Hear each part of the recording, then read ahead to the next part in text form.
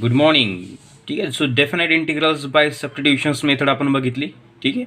So same as it is indefinite integrals आपण जे बघितलं त्याच पद्धतीने आपण definite integrals by substitutions method. ठीक आहे. त्याच्यामध्ये थोडाफार चेंजेस होता. ठीक आहे.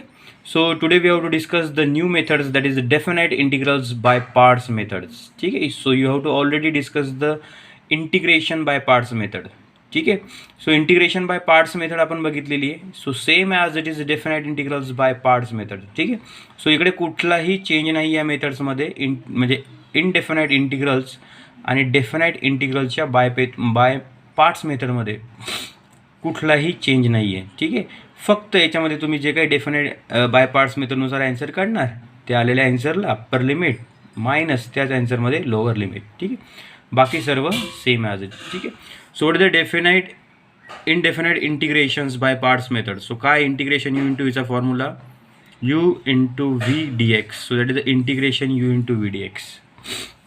सो इकडे तुम्हाला डेफिनाइट इंटिग्रल्स आहे. सो इंटरवल दिला A to B you into V D एक्सचा फॉर्म्युला येतो काय इन ब्रॅकेट.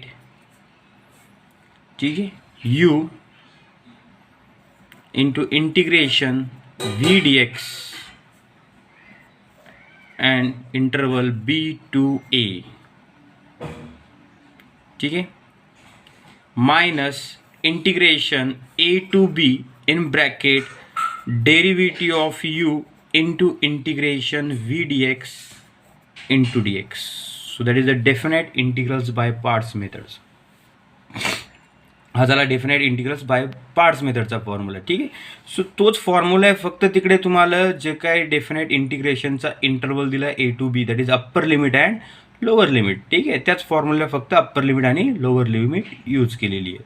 ठीक आहे. So that is the integration A to B you into V D x is equal to U into integration V D x and interval म्हणजे upper limit B to A minus integration A to B into derivative of U integration V D x. ठीक आहे. एक तर या पद्धतीनं किंवा सरळ सरळ integration A to B you into V D x is equal to same as it is you have to write down the all formula in. ठीक आहे. In the square bracket that is the u integration V D x minus integration derivative of you into integration V D x into d x and that is the upper limit B to A. ठीक आहे. दोन्हीपैकी कुठलाही formula चालेल. ठीक आहे. एक तर total answer काढून घ्यायचं इंटिग्रेशन यू इंटू व्हीच्या फॉर्म्युल्याने आणि टोटल ॲन्सरला पुट करायची upper limit minus lower limit. ठीक आहे. एक तर या पद्धतीनं आधी सेपरेट दिलं होतं यू इंटू व्ही डी एक्सला इंटरवल सेपरेट दिला आणि पुन्हा integration A to B U derivative of you into V D X. Otherwise integration you into व्हीचा formula same as it is in the right down into square bracket and upper limit B to A. ठीक आहे. दोन्हीपैकी कुठलाही formula use केला तरी तो सेमच आहे. ठीक आहे. So that is the definite integrals by parts methods. ठीक है. And u and v, how to select the u and v in the integrations, you know that. So u and v can be selected by using LIATE rules. So you know that. What is by the LIATE rule? L means logarithmic, I. So u and v select by using LIATE. ठीक आहे.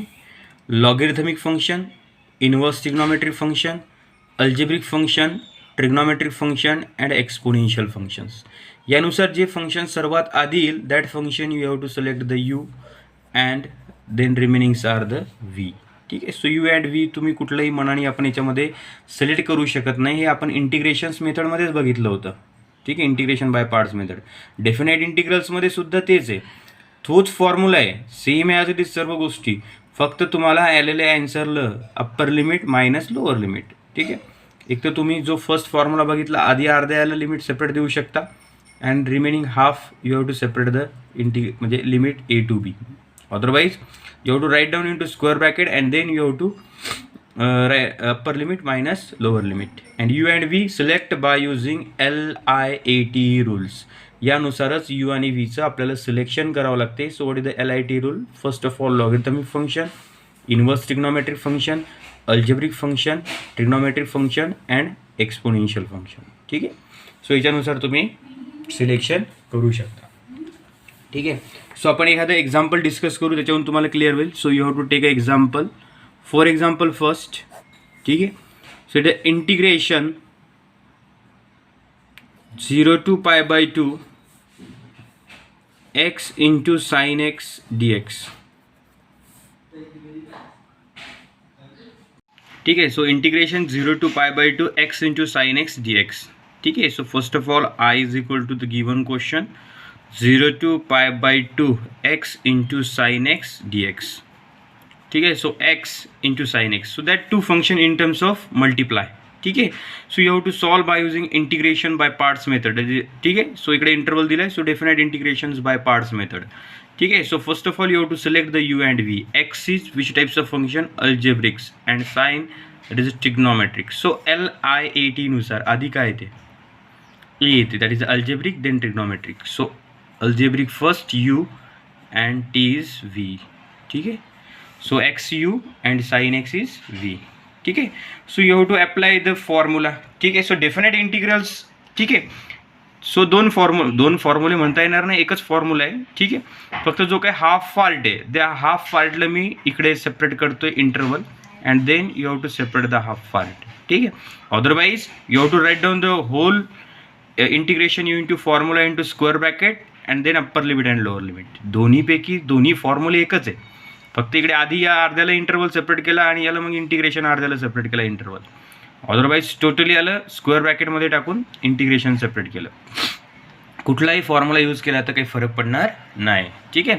So apply the integration you into V. ठीक आहे. So सरळ सरळ आपण total जो काही integration you into व्हीचा फॉर्म्युला तो अप्लाय करू. ठीक आहे. That is the second formula, otherwise the first half. ठीक आहे. पण आपल्याला मोस्ट ऑफली आपण integration you into V solve केलेलं आहे. सेम आहे, आधी जसं तसं सॉल्व करायचं आणि आलेल्या आन्सरला total upper limit minus lower limit. So in the square bracket you have to apply the formula integration you into v. काय इंटिग्रेशन यू इंटू व्हीचा formula? U x integration sine x d x minus integration derivative of u x into integration sine x d x into d x. and total answer having upper limit किती दिली आहे? π/2 and 0. ठीक आहे. so then solve the answer into the square bracket x. so what is the integration of sin x? minus cos x minus integration. so what is the derivative of x? 1 into integration of sin x minus cos x into dx. and that is the 0 to π/2 upper limit lower limit. ठीक आहे. So काय येणार? Minus आधी लिहितोय minus x into cos x, हे minus बाहेर आलं, so minus minus plus integration 1 into cos x उरलं काय? Cos x into d x and upper limit π/2 lower limit 0. ठीक आहे. ठीक आहे.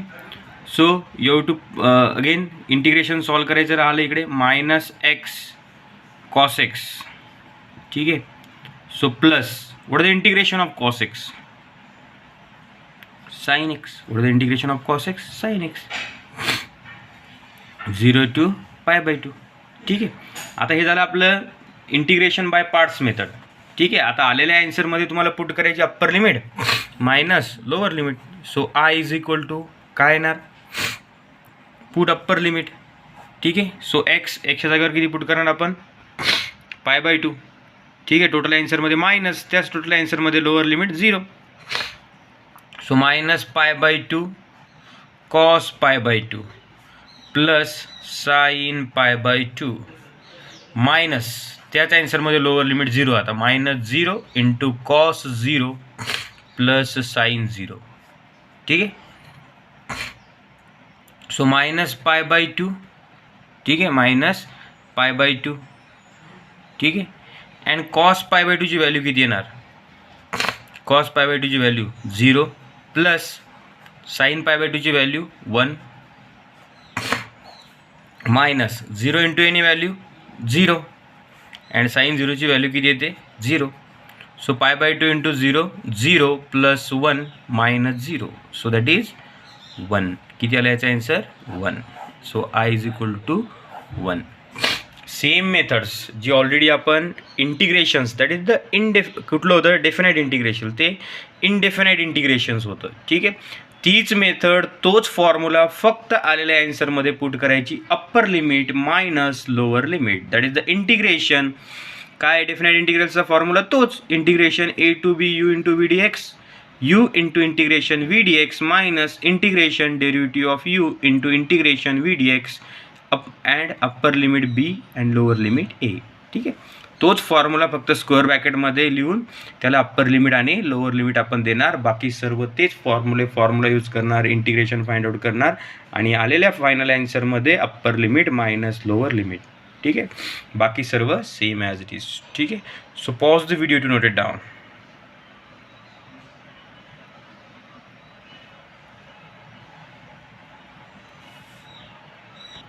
Then next question number 2, integration 1 2 3 x square into log x. So that two function in terms of multiply, so you have to solve by using integration, definite integrations by parts method. So I is equal to given integration 1 2 3 x square into log x into dx.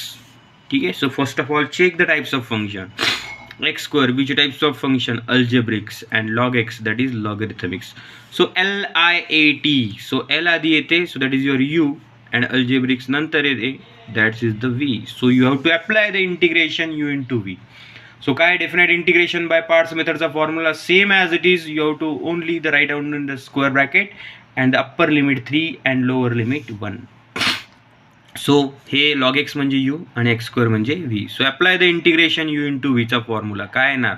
You that is log x into integration v x square d x minus integration derivative of log x into integration x square d x.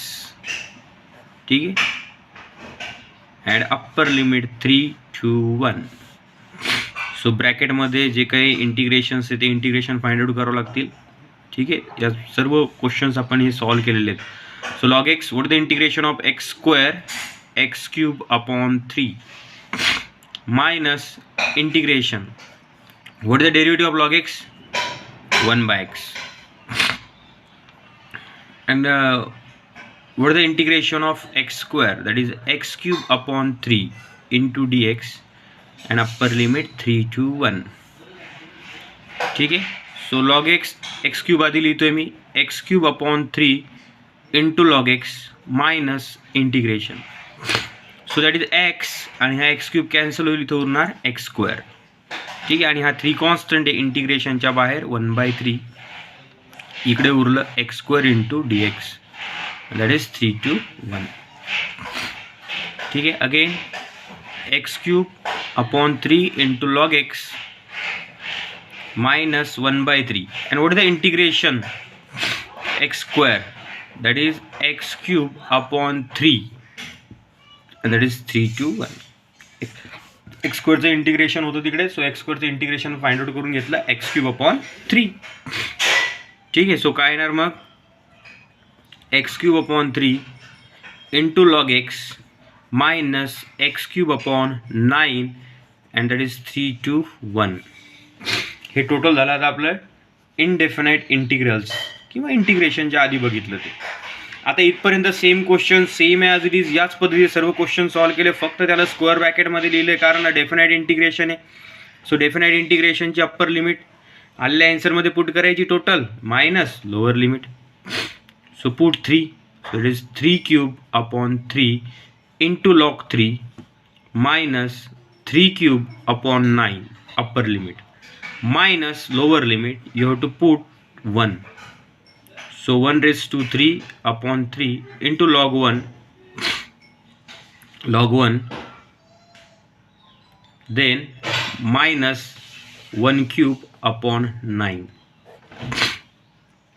3 चा cube किती येणार 27 किंवा 3 हा 3 चा power 1 आणि हे 3 cancel, किंवा 27/3 म्हणजेच काय येणार 9. सो 9 log 3 मायनस 3 चा क्यूब 27/9 3. ठीक आहे, मायनस ठीक आहे, हे ब्रॅकेटमध्ये.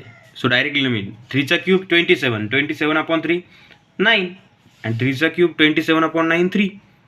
ठीक आहे. सो इकडे 1चा क्यूब 1/3. ठीक आहे. 9 log 1ची व्हॅल्यू किती असते 0 मायनस 1/9.